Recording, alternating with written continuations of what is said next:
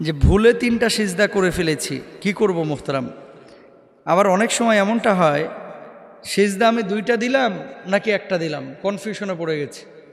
এমন অবস্থায় নামাজ কমপ্লিট কিভাবে আমি করব? প্রথমেই সে বিষয়টা বলি, যদি আপনি 3 সিজদা করে দেন, তো বিখ্যাত তাবি আতা রহিমাহুল্লাহ তিনি একটি ফয়সালা করেছেন হাদিস থেকেই। তিনি বলেছেন যে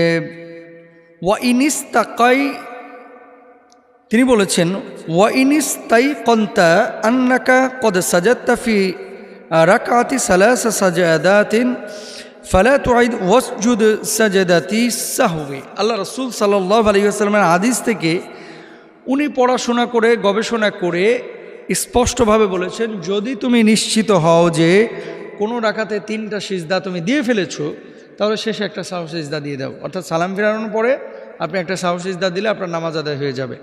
এখন আসেন,